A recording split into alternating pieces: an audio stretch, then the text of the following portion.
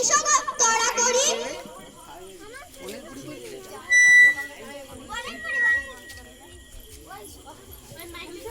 এমন সময় সে পথ দিয়ে যাচ্ছিল বনের পরী। ওর কান্না শুনে থমকে দাঁড়ালো। সে জিজ্ঞেস করলো, কি হয়েছে গো আমার ছোট্ট ফণিমানসা গাছ, তুমি কাঁদছো কেন?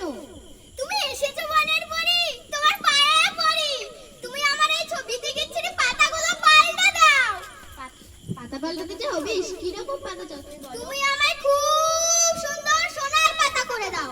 সোনার পাতা? বেশ, কথা। বনের পরী এই বলে অদৃশ্য হয়ে গেল। আর কি আশ্চর্য, সেই মুহূর্তে বাচ্চা ফণিমনসা গাছের কাটা ভরা পাতা মিলিয়ে গিয়ে সেখানে গজিয়ে উঠল অজস্র ঝলমলে সোনার পাতা। বাচ্চা গাছটি তো মহা খুশি, আনন্দে ডগমগ। এমন সময় সেখানে এসে উপস্থিত হলো কানে জবা ফুল গজা বাবরিওয়ালা একদল ডাকাত।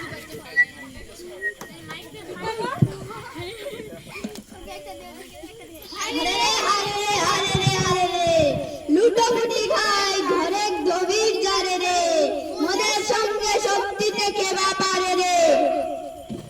সহসা সেই জোয়ান ডাকাত দলে নজর পড়ল সোনার পাতা ভরা ছোট্ট ফণিমনসার গাছটির দিকে।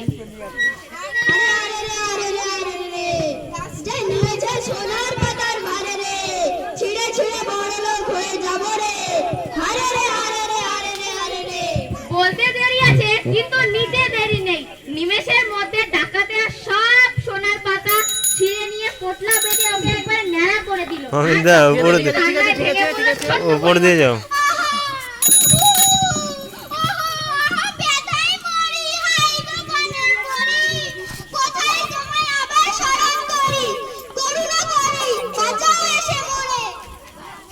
আবার কি হলো গো আমার ছোট্ট ফণিমানসা, ছোট্ট মেয়ে, তুমি কাঁদছো কেন?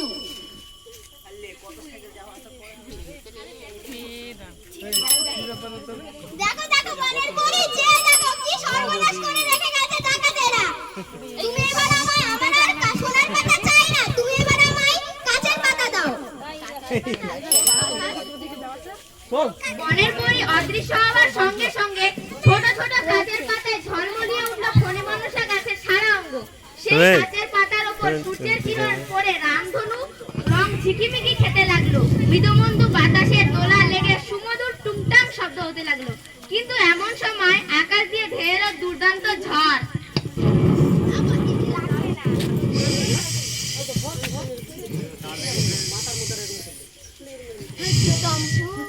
হু হু শোষ করে চলি মোরা দর্প ভরে, পবনের দুষ্টু ছেলে মোরা গো।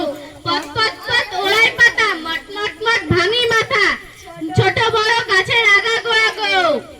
হু শোষ ঝনঝন মট মট ওলট পালট করি যে মোরা, এই তো মোদের পণ ঝনঝন ঝনঝন ঝনঝন ঝনঝন। ভয়ানক ঝড়ে কিছুক্ষণের মধ্যেই ফণিমনসা গাছের কাছে সমস্ত পাতা ভেঙে ধাক্কা খেয়ে খেয়ে গুঁড়ো গুঁড়ো হয়ে চারিদিকে ছড়িয়ে পড়লো। একসময় ঝড় থামলো আর শুরু হলো বাচ্চা গাছের অজের কান্না। হাই গো বনের পরী, করুণা করে বাঁচাও এসে মোরে। আবার কি হলো গো আমার ছোট্ট মেয়ে, তুমি কাঁদছো কেন?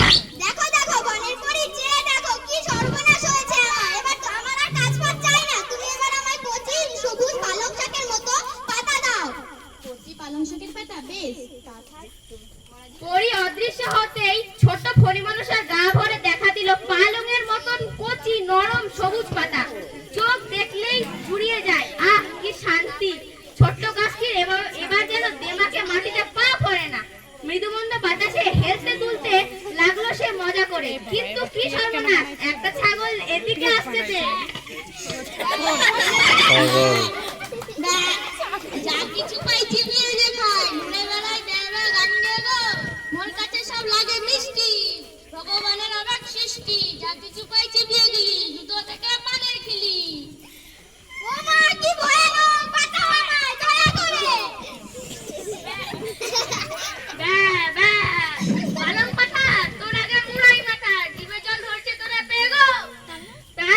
তারপর কিছুক্ষণের মধ্যেই ছাগলটা কচি কচি পালং পাতাগুলোকে কচ কচ করে খেয়ে ফেললো। অবশেষে ছাগল চলে গেল।